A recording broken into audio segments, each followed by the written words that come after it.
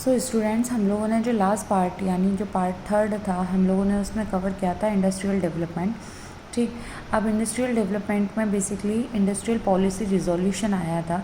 ये क्या था, ये इस पे हम बात करेंगे। यहाँ से हम आज इस पार्ट को स्टार्ट करेंगे। तो बेसिकली ये एक डिटेल्ड पैकेज था, ठीक है, जिसके बारे में जिसमें लिखा हुआ था पॉलिसी के बारे में। ठीक है, वेरियस इश्यूज़ हो सकते हैं कि अगर कोई इंडस्ट्री ओपन करना चाहता है तो वो कैसे किन किन बातों का ध्यान रखेगा। तो ये इसके बारे में इसमें लिखा हुआ था। यहाँ आप देख सकते हैं कि इसेंशियल फॉर डिवाइसिंग, ठीक है, तैयार करना है पूरा प्रोसीजर क्या होगा, प्रिंसिपल क्या है, रूल्स क्या है, रेगुलेशंस क्या है, इंडस्ट्रीज़ को कंट्रोल कैसे किया जाएगा। ठीक है, ये सारा बेसिकली इंडस्ट्री का रिजोल्यूशन में लिखा हुआ था। ये बेसिकली 2 बार आया था industrial policy resolution. First time पे जब आया था, जब हम ने जस्ट इंडिपेंडेंट हम लोग हुए थे 1948 में। ये बेसिकली यहाँ पे फर्स्ट इंडस्ट्रियल पॉलिसी के नाम से आया था।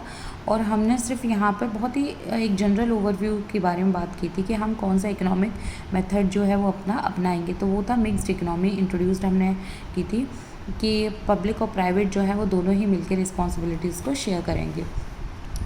तो फर्स्ट तो पार्ट ये था, लेकिन सेकंड पार्ट आया था 1956 में, हम इसको कहेंगे 1956 में आया था।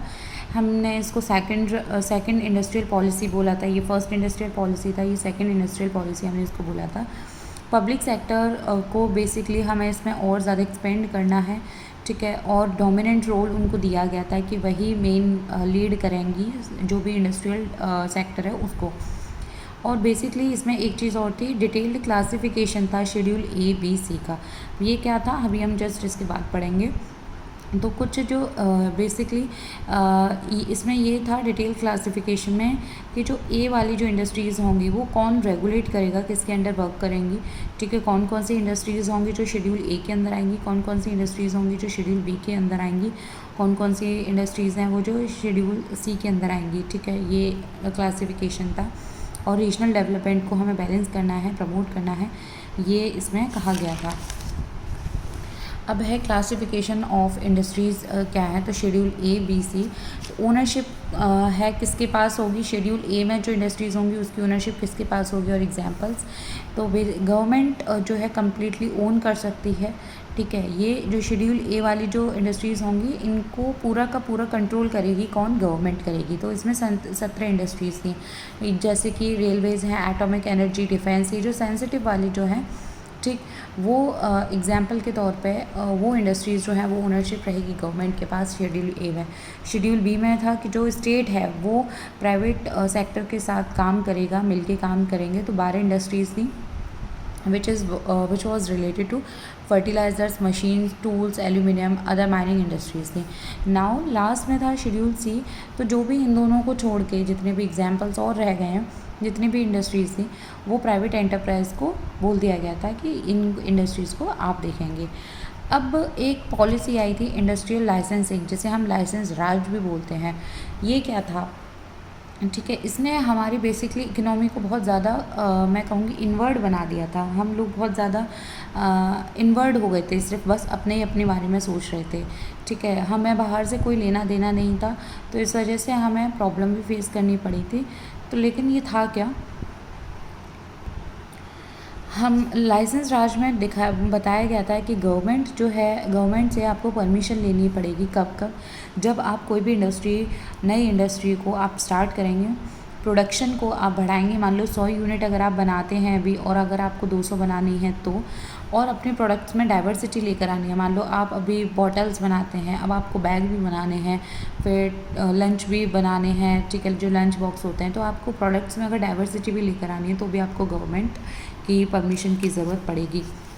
इसके फीचर क्या थे कि बिना लाइसेंस के कोई भी इंडस्ट्री जो है वो ओपन नहीं हो सकती है, नई इंडस्ट्री जो है वो नहीं चल सकती है। दूसरा था कि जो बैकवर्ड एरियाज़ में जो इंडस्ट्रीज़ खुलेंगी, जैसे गांव वगैरह हैं, ठीक है, तो वहाँ पे जो गवर्नमेंट है उन इंडस्ट्रीज़ को लाइसेंस जो है ईजी अवेलेबल करा देगी। और जो इंसेंटिव्स हैं यानी जो मॉनेटरी बेनिफिट्स हैं वो भी देगी, जैसे कि टैक्स बेनिफिट देना, इलेक्ट्रिसिटी के लिए मतलब थोड़ा अपना बिल वगैरह वो करना। ठीक है, और लास्ट चीज़ है लोअर टैरिफ, ठीक, लोअर टैरिफ यानी टैक्स वगैरह कम देना होगा उनको, तो ये फ़ीचर है। फिर आखिर में इसका फ़ीचर है कि अगर आपको एक्सपेंशन बढ़ाना है, बेसिकली अगर आपको अपने प्रोडक्ट में डाइवर्सिटी लेकर आनी है, प्रोडक्शन को एक्सपेंड करना है, तो आपको लाइसेंस की ज़रूरत पड़ेगी। ये हम अभी डेफिनेशन में बात कर चुके हैं ओवरऑल इन सारी चीज़ों की, बस इन दोनों में यही इंपॉर्टेंट था, इन तीनों में जो अलग से था। नाउ अब इसके ऑब्जेक्टिव क्या थे, हम बेसिकली इसको लेकर क्यों आई थी गवर्नमेंट, तो पहले था कि रीजनल इक्वालिटी लेकर आनी है। ठीक है, भाई इंडस्ट्री एक तरफ बहुत गरीब लोग रह रहे हैं, जहाँ पे जिनके पास रिसोर्सेज नहीं है, वो प्रोडक्शन नहीं कर पा रहे, एग्रीकल्चर सेक्टर में भी वो अच्छा नहीं कर पा रहे। अब ज़रूरत है वहाँ पे कि इंडस्ट्रीज़ वगैरह लगाई जाएँ, ठीक है, लोगों को ट्रेन किया जाए, स्किल्स उनकी डेवलप की जाएँ, तो रीजनल इक्वालिटी होगी, उनका स्टैंडर्ड ऑफ लिविंग जो है वो इम्प्रूव होगा। ठीक, तो ये चीज़ थी। कंट्रोल ओवर प्राइवेट सेक्टर के ऊपर हमें कंट्रोल करना था बेसिकली, जिससे कि वो अपनी मनमानी न कर सकें। ठीक है, तो ये भी एक ऑब्जेक्टिव था। और तीसरा था ऑब्जेक्टिव कि जो एक जुडिशियस यूज़ ऑफ रिसोर्सेज हो सके, क्योंकि गवर्नमेंट को पता था कि प्राइवेट इंडस्ट्रीज़ आएंगी, ठीक है, तो वो रिसोर्सेज का भी इस्तेमाल करेंगी, तो वो रिसोर्सेज का मिस यूज़ न करें या ओवर यूज़ न करें। ठीक है, और सही तरीके से उनका यूज़ करें। ठीक है, एक न्याय के तौर पे, ठीक है, जुडिशियस यूज़ करें, तो वहाँ पे रिसोर्सेज का वो यूज़ करें, ये इसका ऑब्जेक्टिव था। अब हम लोगों ने इंडस्ट्रियल सेक्टर के बारे में हम लोगों ने इतना पढ़ा, लेकिन बेसिकली एक स्मॉल स्केल इंडस्ट्री भी इसमें टॉपिक आता है, सब टॉपिक कि ठीक है, हम रीजनल इक्वालिटी तो करेंगे। हम लोगों ने फीचर्स में भी पढ़ा कि ईजियर लाइसेंस हो जाएगा बैकवर्ड एरियाज़ के। ठीक है, तो वहाँ पे कौन सी इंडस्ट्रीज़ ओपन होंगी, तो रीजनल इंडस्ट्री में अगर मैं कहूँ कि मान लो कोई ऐसी इंडस्ट्री है जिसको बहुत ज़्यादा रिसोर्सेज की ज़रूरत है, ट्रांसपोर्टेशन सिस्टम की ज़रूरत है, वो अगर मैं कहूँ कि आप जाइए बैकवर्ड एरिया में लगाइए, तो वो मना कर देंगे भाई।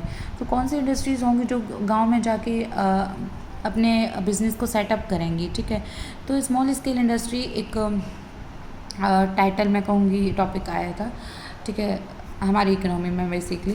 तो जो स्मॉल स्केल इंडस्ट्री कमेटी बनाई गई थी, ठीक है, the village and small scale industry committee बनाई गई थी, जिसको हम कार्वे कमेटी भी बोलते हैं, ये 1955 में बनाई गई थी। इसका काम था कि आपको ये चीज़ पहचाननी है, रिकॉग्नाइज़ करनी है कि अगर हम स्मॉल स्केल इंडस्ट्रीज़ को यूज़ करते हैं, ठीक है, वहाँ पे अगर हम लगाते हैं, तो क्या पॉसिबिलिटी है कि रूरल का डेवलपमेंट होगा ही होगा, और किन किन एरियाज़ पे होगा, ठीक है, किन किन फील्ड पे होगा।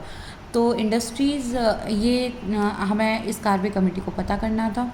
ठीक है, अब क्या था, अब हम किन को स्मॉल स्केल इंडस्ट्री बोलेंगे, तो यहाँ पे एक क्राइटेरिया था, दो क्राइटेरिया थे बेसिकली। 1950 की हम बात करें तो जिन इंडस्ट्री में इन्वेस्टमेंट होगा 5 लाख का, प्लस इन्वेस्टमेंट के साथ साथ वो कहाँ पे एक स्मॉल स्केल पे काम करेंगी, स्मॉल स्केल पे ऑपरेट करेंगी, वही स्मॉल स्केल इंडस्ट्री कंसिडर की जाएगी। लेकिन आज के टाइम पे 1950 में 5 लाख थे, आज के टाइम पे उनकी वैल्यू क्या हो गई है, 1 करोड़ हो गई है। ठीक है, तो आज जिस इंडस्ट्री में 1 करोड़ रुपए का इन्वेस्टमेंट होगा और वो स्मॉल स्केल पर ऑपरेट कर रही होगी, तो हम उसको स्मॉल स्केल इंडस्ट्री कंसिडर करेंगे।